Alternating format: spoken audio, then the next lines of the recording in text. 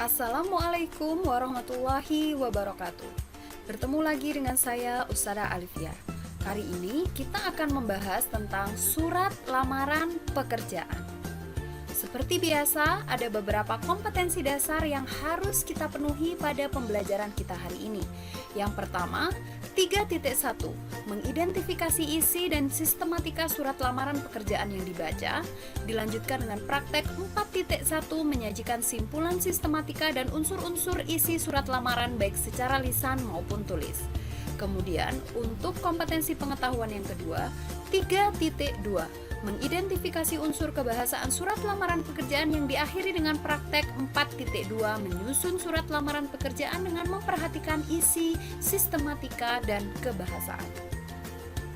Kita awali dengan contoh surat lamaran pekerjaan. Di sini, dari contoh surat lamaran pekerjaan yang Ustazah sajikan, kalian bisa melihat struktur dari surat lamaran pekerjaan. Kita awali dengan pengertian surat lamaran pekerjaan. Jadi, surat lamaran pekerjaan itu adalah surat yang berisi permohonan untuk bekerja di suatu lembaga yang pada umumnya surat ini memiliki bagian-bagian yang berisi identitas diri, jasa yang dapat diberikan, pendidikan, kecakapan atau keahlian, serta pengalaman, sebagaimana yang tercantum pada contoh di halaman sebelumnya. Nah, bagian-bagian tersebut biasanya dikenal dengan sebutan kualifikasi pelamar. Kita lanjutkan dengan jenis-jenis lamaran pekerjaan. Jadi ada dua jenis lamaran pekerjaan.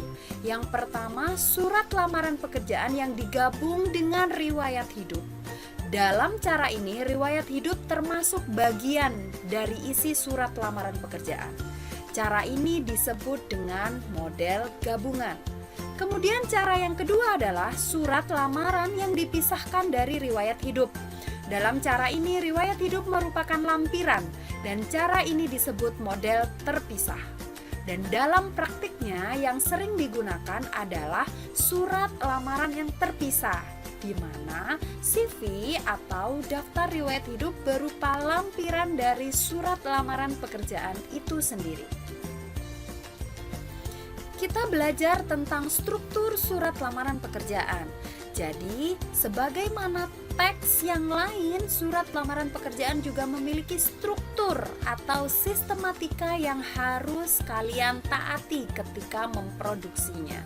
Di situ Ustazah sudah berikan satu gambar yang di dalamnya berisi huruf-huruf, di mana huruf-huruf itu melambangkan bagian-bagian dari surat lamaran pekerjaan yang harus ada beserta urutannya. Yang pertama, kita mulai dari huruf A. Di situ adalah tanggal surat beserta tempat di mana kalian menulis surat lamaran pekerjaannya. Poin B itu berisi hal apa yang kalian tulis dalam surat lamaran pekerjaan itu. Kemudian dilanjutkan dengan C yang berupa lampiran, ada berapa berkas yang kalian lampirkan dalam surat lamaran pekerjaan kalian. Poin D itu adalah alamat surat. Jadi kepada siapa surat lamaran pekerjaan itu kalian tujukan. Dilanjutkan dengan poin E yang merupakan salam pembuka, poin F yang merupakan isi surat di mana di dalamnya ada tujuan kalian menulis lamaran pekerjaan, identitasmu beserta kualifikasi apa yang kalian miliki agar bisa mengisi posisi dalam lamaran yang kalian tulis. Poin G itu adalah salam penutup, kemudian diakhiri dengan H dan I yang berisi tanda tangan dan nama jelas kalian. Demikian struktur surat lamaran pekerjaan yang harus kalian penuhi ketika kamu menulis surat lamaran pekerjaan dan tidak boleh ada yang telat. Selanjutnya kita bahas satu persatu dari cara penulisan di masing-masing struktur surat lamaran pekerjaan. Yang pertama kita bahas tempat dan tanggal surat, di mana tempat dan tanggal surat ini merupakan keterangan yang menjelaskan lokasi dan waktu ditulisnya surat. Penulisan benar di kolom bagian kiri, contohnya adalah tempat, dilanjutkan dengan koma, kemudian tanggal penulisan, dilanjutkan dengan bulan yang ditulis dengan huruf, diakhiri dengan tahun tanpa tanda titik.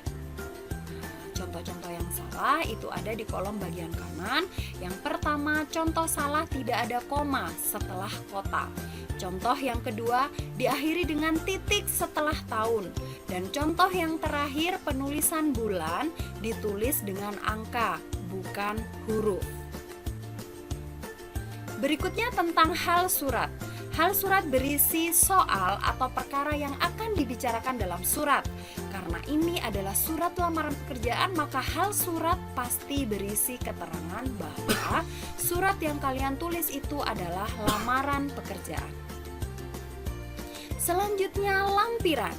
Lampiran berisi penjelas atas dokumen yang disertakan dalam surat lamaran yang kalian tulis. Contoh yang benar ada di bagian atas.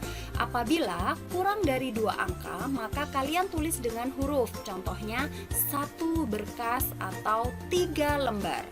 Apabila lebih dari 2 angka, maka kamu tulis dengan angka. Contoh 10 lembar. Contoh salah ada di bawahnya. Di contoh salah, lampiran ditulis dengan disingkat. Lampiran tidak boleh disingkat. Kemudian contoh salah yang kedua terdiri dari 1 angka tapi ditulis dengan angka, bukan dengan huruf. Kemudian contoh salah yang ketiga diakhiri dengan tanda titik.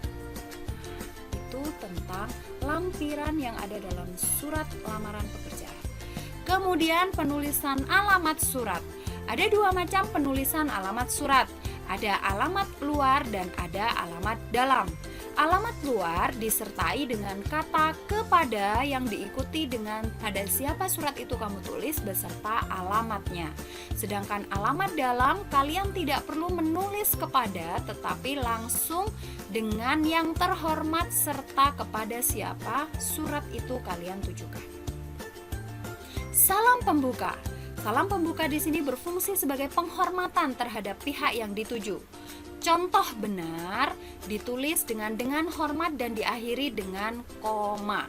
Contoh salah, penulisan dengan hormat hanya ditulis dengan huruf kapital, kemudian diakhiri dengan tanda titik, atau huruf D diawali dengan huruf kecil. Isi surat. Isi surat lamaran pekerjaan terbagi atas 3 bagian, yakni ada alinea pembuka, alinea isi, dan alinea penutup.